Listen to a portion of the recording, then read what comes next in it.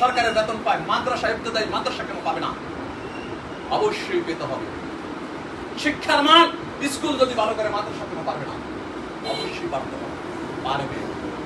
আজকে এখানে যারা ছাত্রছাত্রী আছেন, যারা শিক্ষক আছেন, আপনাদের কাছে শিক্ষকদের কাছে আমার তথ্য আহ্বান জানাবো। আমরা মাইলস্টোনে কি দেখছি? একজন শিক্ষিকা তার ছাত্রদেরকে বাঁচাতে গিয়ে নিজের জীবন দিয়ে দিচ্ছেন। তার স্বামী যখন মুমূর্ষু অবস্থায় জিজ্ঞেস করছে, তুমি এটা কি করলা? তোমার দুইটা সন্তান আছিল, তাদের কথা বললো না?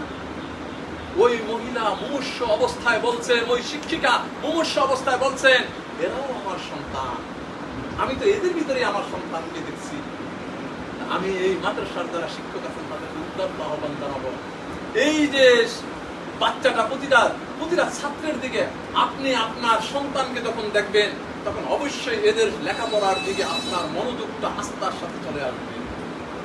আর যদি আপনি মনে করেন আমাকে এখান থেকে কয় টাকা বেতন দেয়, বিশ্বাস রাখেন, ইনসাফ প্রতিষ্ঠা করবো। ইনসাফ প্রতিষ্ঠা করবো, কোনো ভেদাভেদ থাকবে না। কে বড় মিয়া, কে ছোট মিয়া, কে মাদ্রাসায় পড়ে, কে স্কুলে পড়ে, কে কোথায় পড়ে। আমিও মাদ্রাসার ছাত্র ছিলাম, পরে কলেজে পড়ছি, ইন্টারমিডিয়েট কলেজে পড়ছি, ইউনিভার্সিটিতে পড়ছি, উকিল হয়েছি। সকালবেলায় যখন ওই ছোটবেলায় যখন ওই